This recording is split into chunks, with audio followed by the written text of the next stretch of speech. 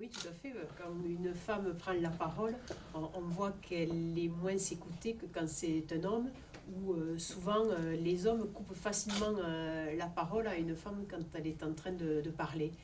Voilà, donc oui, en tant que présidente de région, je me rends compte qu'en fait l'attention elle est plus soutenue quand je parle à la fin de mon discours qu'en début. En début, là, le public dévisage en premier une femme avant de l'écouter. Et puis après, aussi en tant que présidente de région, il y a des fois quand certains hommes politiques essaient de me couper la parole, voilà, je les remets fermement à leur place. Les inégalités flagrantes, cela concerne tout d'abord la rémunération. On voit clairement que sur les postes à responsabilité, les femmes ont une rémunération inférieure. Alors ce n'est pas vrai en politique parce que les indemnités des élus sont parfaitement égalitaires. Je fais en sorte aussi à la région Occitanie que mes cadres voilà, aient tous le même salaire et que ce ne soit pas vraiment en fonction, bien sûr, de la différence femmes-hommes. Et puis après, donc, ce qui est vraiment très flagrant, c'est en fait les limites que se mettent les jeunes filles dans leurs ambitions. On voit bien que ces jeunes filles n'osent pas aller vers certains métiers, n'osent pas rêver à certains projets. Donc c'est la question de l'autocensure. Il y a vraiment un gros complexe d'infériorité et là il est nécessaire de mettre en place dans le cadre de l'éducation de nombreux correctifs. Et dans la région Occitanie, nous avons lancé un dispositif Génération Égalité, femmes-hommes, où nous avons formé plus de 120 000 lycéens ces dernières années pour justement déconstruire les stéréotypes, vraiment faire en sorte qu'il n'y ait pas d'autocensure de la part des jeunes filles et qu'il y ait voilà, une pleine possession de sa destinée et de son avenir. Et puis on a aussi mis en place un travail avec des associations, c'est plus de 180 associations qui travaillent sur les 13 départements avec la région sur cette question de l'égalité femmes-hommes. Donc nous avons encore beaucoup de travail, mais surtout il faut que les jeunes femmes aient confiance en elles et que voilà, les jeunes garçons se sentent vraiment dans une relation d'égalité avec les femmes. Oui, il y a encore des inégalités à l'égard des hommes, et tout particulièrement concernant la parentalité. Donc récemment, donc le congé parental pour les pères a été porté à 28 jours. C'est une très bonne chose et il faut vraiment, sur la question de l'éducation des enfants, reconnaître voilà, toute leur place aux pères à égalité avec les mères.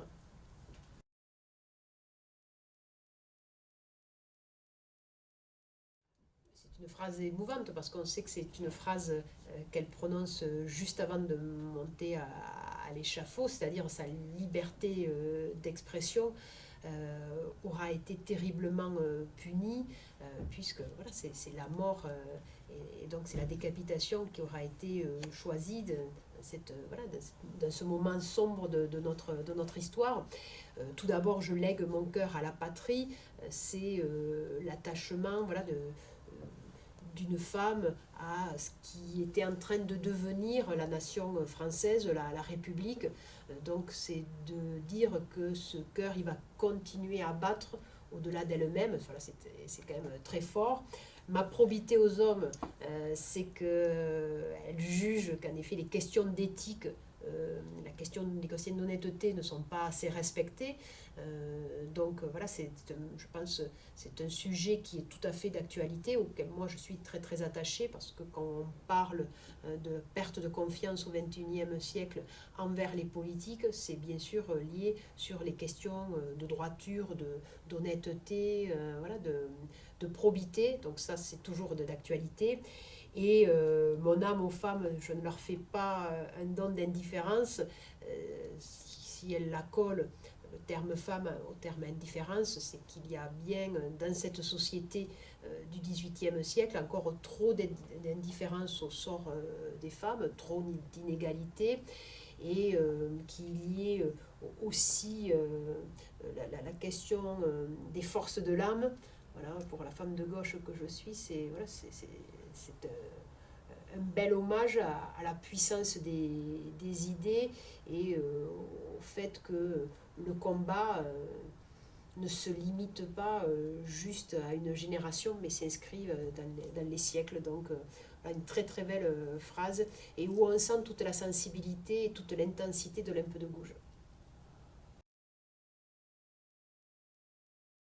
Non, je ne crois pas que l'égalité des sexes soit encore ancrée dans les mentalités. Si en particulier on a une vision mondiale, on voit encore des comportements, y compris dans le domaine sportif, qui est quand même des comportements qui sont terribles, quand on peut voir un grand patron des JO, je dirais pas plus, indiquer que dans les réunions, les femmes parlent trop. Qui suis souvent dans des réunions, je vois à quel point quand même les femmes parlent de réalisations concrètes et sont moins sur voilà, l'écume des jours, où on va plus directement à l'opérationnalité. Donc non, malheureusement, on n'est pas encore dans l'égalité des sexes.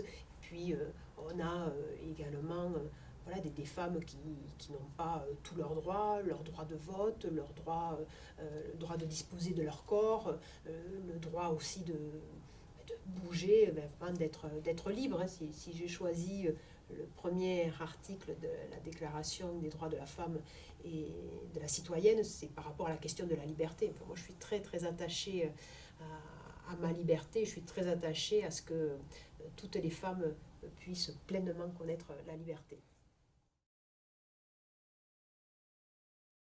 J'ai des objectifs qu'on progresse dans les prochaines années, et qu'on arrive à une égalité réelle entre les femmes et les hommes. Et puis surtout, voilà, que les jeunes femmes prennent leur destin en main. Voilà, et que la société leur donne tous les moyens de pouvoir s'accomplir, d'avoir confiance en elles, d'avoir confiance dans les autres. Moi, on voit voilà, malheureusement voilà, des comportements qui sont dénoncés à juste titre. Alors je dis malheureusement parce que ces comportements ne devraient pas voilà, de violence sexuelle, voilà, du fait de rabaisser la femme dans sa dignité. Et donc c'est important de le dénoncer, mais c'est surtout important d'éduquer pour que ça ne se reproduise plus. Donc moi je soutiens tous ces mouvements autour un peu de MeToo, ainsi de suite, mais il faut vraiment avoir en même temps un travail vraiment à la base sur l'éducation, pour que cela rentre dans les mentalités. En politique, il y a maintenant des lois sur la parité. Par exemple, à la région, il faut qu'il y ait une égalité voilà, parfaite dans les listes, par exemple, des élections, hein, ce qui veut dire qu'après, dans l'Assemblée, il y a une parité. Ça a été le cas aussi au départemental avec le binôme, mais on a encore des progrès à faire. Il y a 18 régions en France avec les territoires d'outre-mer. Nous ne sommes que 4 femmes présidentes de région. Sur la question aussi voilà, des postes à responsabilité dans les grandes entreprises, les femmes qui sont PDG d'entreprises du CAC 40, elles sont assez rares. Voilà, donc il faut oser, et il faut aussi que les hommes donnent leur chance aux jeunes femmes. Moi, j'ai eu cette chance-là. Hein. Moi, j'ai toujours eu des parrains masculins en politique, que ce soit Martin Malvy ou que ce soit Damien Alary. Et donc après, quand on est aux responsabilités, on démontre qu'on fait aussi bien, voire mieux.